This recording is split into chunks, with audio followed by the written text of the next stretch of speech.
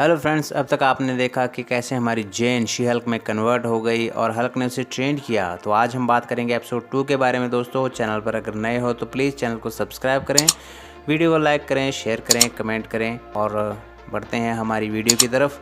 तो चलिए जल्दी से वीडियो को शुरू करते हैं। तो दोस्तों, आज की कहानी का टाइटल है सुपर ह्यूमन लॉ। तो अब तक जैसा कि हमने देखा कि अब वो कोर्ट रूम वाला सीन ख़त्म हो चुका है। हमारी जेनिफर वॉल्टर शी हल्क में कन्वर्ट हो गई कोर्ट रूम के अंदर और सभी उसके बारे में बात कर रहे हैं और उन्होंने उसे नाम दिया है शी हल्क। अब उनके लिए एक पार्टी रखी गई थी जहाँ पे जेन अपनी फ्रेंड निकी के साथ पहुँच जाती है। तो निकी उसे कहती है कि यही एक अच्छा मौका है, चलो पार्टी में सेलिब्रेट करते हैं। तो सब उसे शी हल्क के नाम से पुकारते हैं, जो कि जेन को बिल्कुल भी पसंद नहीं आता। आगे जेन शी हल्क के रूप में बदली हुई होती है, तो वहाँ पे निकी उसको बताती है कि यार ऐसा है वैसा है। वहाँ पर वो शी हल्क के रूप में होती है, तो उसको जितनी भी ड्रिंक करती है उसको उसका कोई भी नशा नहीं होता। लेकिन तभी उसका लॉ एजेंसी का डायरेक्टर वहाँ आता है और वो उससे नॉर्मल जेन होने के लिए कहता है। वो नॉर्मल जेन बनते ही उसको शराब बहुत ज़्यादा चढ़ जाती है। वो उससे कहता है कि तुम्हें कंपनी से फायर कर दिया गया है, हालांकि तुमने ये केस जीता हो लेकिन फिर भी तुम्हें कंपनी से फायर कर दिया गया। उसके बाद जेन बहुत ही दुखी हो जाती है। वो अलग अलग कंपनी में जाकर अपने इंटरव्यूज़ देती है, लेकिन कोई भी कंपनी उसके बैकग्राउंड और शी हल्क को लेकर उसे नहीं रखती।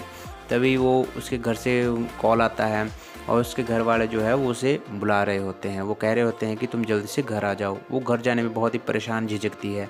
वो घर जाती है, वहाँ पे सभी उसे चिढ़ाने के लिए मना करते हैं, खासकर उसका भाई उसे चिढ़ाता है, जिससे उसके डैड भी नाराज़ हो जाते हैं। तब उसका भाई उसे बताता है कि देखो, मुझे मेरी कंपनी ने प्रमोशन दिया है और मैं एक अच्छी जॉब पर हूँ।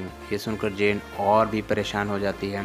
तब उसके डैड उसे एक रूम में अपने साथ बुलाते हैं और वो बताते हैं कि देखो बेटा, हमारे साथ ये पहले भी हो चुका है, क्योंकि ब्रूस भी हल्क बना था। उसके बाद हम जेन को एक बार में देखते हैं, वहाँ पे वो ड्रंक कर रही होती है। तो वहाँ पे हम उसी लॉयर को देखते हैं जिसके खिलाफ जेन वॉल्टर केस लड़ रही थी। तो जेन वॉल्टर उसे देखकर हैरान होती है और कहती है कि पहले तो तुम मेरा लाइसेंस कैंसिल करवाते हो, उसके बाद मुझे से मिलने के लिए आते हो।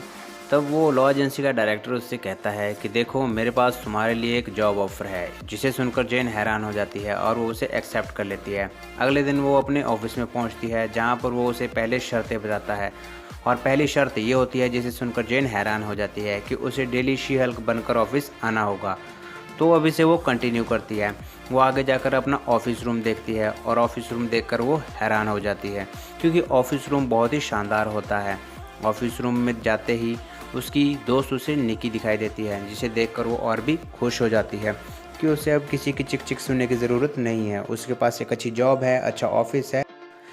ये देखकर जेन वॉल्टर बहुत ही खुश तो थी, लेकिन दोस्तों, जैसे ही जेन वॉल्टर को खुशियाँ मिलती हैं, उसकी परेशानियों का सिलसिला जारी हो जाता है।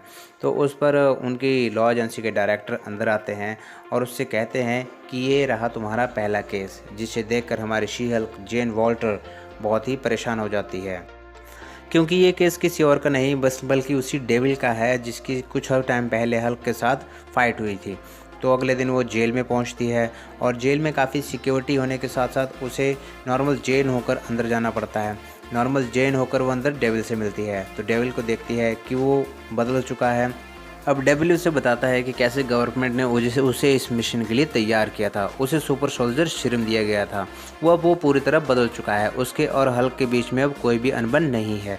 वो बहुत सारी खत लिखता है, चिट्ठी लिखता है, हर रोज़ हल्क के लिए माफ़ीनामा लिखता है, सबके लिए माफ़ीनामा लिखता है। लेकिन वो बताता है कि कैसे मेरी और हल्क की फ़ाइट के बाद हल्क को एक सुपर हीरो और मुझे एक सुपर विलन करार दे दिया गया। ये सुनकर जेन भी थोड़ा हैरान होती है और उसे लगता है कि डेविल शायद सच में बदल गया है। अगली सुबह जेन वॉल्टर उठकर सीधा ब्रूस को कॉल करती है और वो पूछती है कि उसके और डेविल के बीच के रिश्ते कैसे हैं, उसे क्या लगता है। तो हल्क उसे बताता है कि उसके और डेविल के बीच में अब कोई प्रॉब्लम नहीं है और मैं तो ये कब का भुला चुका हूँ, लेकिन वो अब भी रोज़ मुझे चिट्ठी लिखता है और अगर तुम उसका केस लड़ना चाहती हो तो तुम खुशी से लड़ सकती हो। ये सुनकर वो खुश हो जाती है और जल्दी से अपने डायरेक्टर को कॉल करती है। वो खुशी खुशी कहती है कि सर, मैं ये केस लड़ने के लिए तैयार हूँ, लेकिन उसके डायरेक्टर कहते हैं कि शायद तुम्हें पहले टीवी देखने की ज़रूरत है। और जैसे ही वो टीवी ऑन करती है, उसके होश उड़ जाते हैं, क्योंकि वो देखती है कि टीवी पर वो फिर से डेविल बन चुका होता है और वो फाइट कर रहा होता है। न्यूज़ टेलीकास्ट में यही दिखाया जाता है कि वो आखिरकार जेल से निकलकर एक फ़ाइट क्लब में कैसे पहुंचा। जिसके बाद हमारे जेन की शक्ल देखने लायक थी। तो दोस्तों इसी सस्पेंस के साथ हमारा ये एपिसोड 2 ख़त्म होता है। जल्दी मिलेंगे तीसरे एपिसोड में। तो दोस्तों हमारी वीडियो अगर आपको अच्छी लगती हो तो प्लीज़ यार चैनल को सब्सक्राइब करें, क्योंकि आपका एक सब्सक्राइब हमें वीडियो बनाने के लिए मोटिवेट करता है। और वीडियो में अगर कुछ कमी हो तो प्लीज़ कमेंट बॉक्स खाली है, उसमें कमेंट करें और हमें बताएं। मिलते हैं अगली वीडियो में, तब तक के लिए थैंक यू।